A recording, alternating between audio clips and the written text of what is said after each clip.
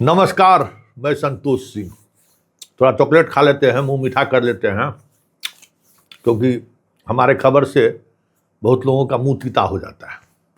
तो हम सोचेंगे कम से कम हम अपने चॉकलेट खा लें, सामने वाले का मुंह तीता नहीं होगा। चॉकलेटवा का कुछ प्रभाव तो चल ही जाएगा ना। रिशु श्री पर तो अब खबर चलाना नहीं है, लेकिन खबर है तो कुछ तो दिमाग लगाया जाएगा ना भाई, है? कुछ दिमाग लगा कर खबर चलाया जाएगा। तो अब एगो बात जानकारी मिला है कि अब रिशु श्री का पूरा FIR या पूरा प्रोसेस को ही खत्म करने के लिए हाई कोर्ट में एगो याचिका दायर हुआ है। उसी याचिका में मीडिया वाला पर पहले रोक लगा है, फिर 10/7 को उस पर सुनवाई होगा। हमारा गुरुदेव सुनेंगे। लेकिन रिशु श्री की गिरफ्तारी और बाकी प्रोसेस पर अगर गौर करिएगा ना, तो पता नहीं क्यों आज हमको लगा कि रिशु श्री वाला जो मामला है खाली नीतीश कुमार के आसपास रहने वाले लोगों को दबाव में लाने के लिए तो नहीं लाया गया था, समझे? क्योंकि इस मामले में सारा जो कुरफाती सब है, मास्टरमाइंड सब जो है, सब नीतीश कुमार का नवरत्ने सब है, जिस पर नीतीश कुमार सबसे ज्यादा भरोसा किए थे। सबसे ज्यादा भरोसा किए सब वही IAS सब है, नवरत्न सब। और उसी नवरत्न पर ईडी जो है सो घेराबंदी किया था रिशु श्री के माध्यम से, समझे? और सब वही था। अब नीतीश कुमार करते क्या? नीतीश कुमार तो मानसिक तौर पर गड़बड़ा गबे किए थे, और यही लोग पूरी सरकार चला रहे थे, और बिहार में तख्ता पलट करना था।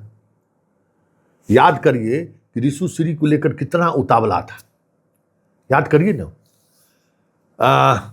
बड़ी नीतीश का शासन का गौर करिए और सम्राट के शासन पर गौर करिए। आपका जो है ना, ये आपको पूरा सीक्वेंस समझ में आ जाएगा कि नीतीश को हटाने के लिए उनके जितने सिपह सलार थे उसको डराया तो नहीं गया, क्योंकि बड़ी मुश्किल से FIR दर्ज हुआ था नीतीश के समय में 30/4/2025 को। बड़ी मुश्किल से ईडी एकदम FIR दर्ज कराने के लिए एकदम जोर लगाए हुए था, जोर लगाए हुए थे। अरे छापामारी पर छापेमारी, एगो भवन निर्माण विभाग के यहाँ छापेमारी कर दिया, वित्त विभाग के यहाँ छापेमारी कर दिया, नगर विकास के यहाँ छापेमारी कर दिया। याद है ना, वही रिशु श्री वाला में छापामारी पर छापामारी, केस कीजिए। फिर दूसरा केस करने के लिए 2 IAS अधिकारी का नाम भेज दिया, इस सब पर केस कीजिए। विदेश गया है रिशु श्री के पैसे पर। लेकिन जैसे ही सरकार बदला, सम्राट बाबू आए, ईडी कहां घुस गया पता नहीं चल रहा है। वही ईडी है। इस रिशु के गिरफ्तारी पर नोटिस भी भेजा था रिशु से पूछताछ करने के लिए, वो पूछताछ नहीं किया लगता है। अरे गजब, समझ लीजिए बिहार वालों भाई, समझ लो, बढ़िया से समझ ले भाई, कि ये ईडी का खेला तब तक चलता रहा जब तक नीतीश कुमार मुख्यमंत्री थे। मुख्यमंत्री हटे, सम्राट भाई हमरा आए, दिए तरंग भरंग। कितना तरंग भरंग दिए थे। तुरंत हाई कोर्ट में जो 3-4 महीना से जो पूरे प्रोसेस पर रोक था हट गया। रिशु श्री गिरफ्तार भी हो गया, 3-4 गो और गिरफ्तार हो गया, और बाकी सबको क्लीन चिट।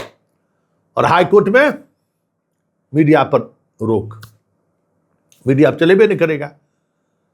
बस यही मतलब तो नहीं था। ये जो हजारों करोड़ का जो खेल हुआ, टेंडर के नाम पर जो खेला हुआ, और उस खेला के सहारे सिर्फ नीतीश के आसपास रहने वाले लोगों को डराने धमकाने के लिए तो ईडी इस्तेमाल नहीं किया गया। क्योंकि आज मुझे ये समझ में आ रहा है, मेरा जो सिक्स सेंस है ना, ये वाला सेंस, कान वाला, कनमा आज हमको कहा कि तरा संतोष इस पर भी सोचो। 1 घंटा सोचे, और फिर सोए, फिर चॉकलेट खाए, इसीलिए कि सामने वाला का जितना बात हम सुनाएंगे वो तीते लगेगा, तो थोड़ा चला दीजिए। तो बटवा समझ गए ना, नीतीश बाबू को हटाने के लिए। नीतीश बाबू तो अपने समझ नहीं रहे थे, तो नीतीश कुमार हटे कैसे? तो नीतीश कुमार के आसपास रहने वाले लोगों को पहले डराओ, रोज एगो नया नाम। और नाम आते आते माहौल ऐसा बनाया गया कि सबसे जो करीबी आदमी है नीतीश बाबू को, ये भी इसमें शामिल है। और मामला क्या सामने आया, जो बेचारा संजीव हंस, जिस ये जल संसाधन विभाग के रूप में जेल चल गया, ईडी जिसको जेल भेज दिया था, स्पेशल विजिलेंस यूनिट भी उसी चार्ज में दोबारा पकड़ लिया है संजीव हंस। अरे भाई, दूसरा एफआईआर तो नगर विकास विभाग का था ना भाई, हैं? और भवन निर्माण विभाग के इंजीनियर के घर से 11 करोड़ रुपया निकला, 8 करोड़, तो रिश्वत काहे दिया था, क्यों पैसा उसके यहां से निकला, सब खत्म। तो आप कह सकते हैं कि बिहार के सत्ता हस्तांतरण में भी ईडी का बड़ा रोल रहा है। ईडी का खेला यहां भी हुआ, हम लोग समझ नहीं सके। हम लोग को लगा कि बड़ा एगो बढ़िया अफसर ईडी का आया है, एकदम धड़ल्ले से एकदम कार्रवाई कर रहा है। और डबल इंजन की सरकार थी, तो हम लोग को क्या लगता था कि डबल इंजन की सरकार में कुछ और भी चल रहा है क्या।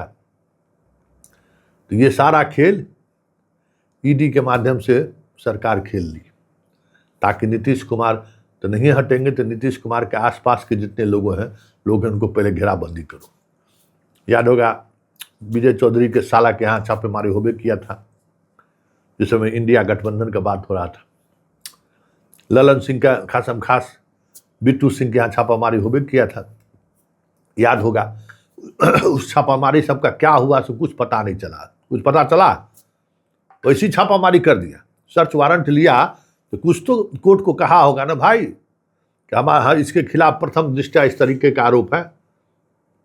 नहीं, इसके बावजूद भी नीतीश कुमार को नहीं हटा पाए, तो अधिकारी सबको चांपना शुरू किया। अधिकारी तो नीतीश कुमार की कमजोरी थी ही, इसलिए धीरे धीरे माहौल।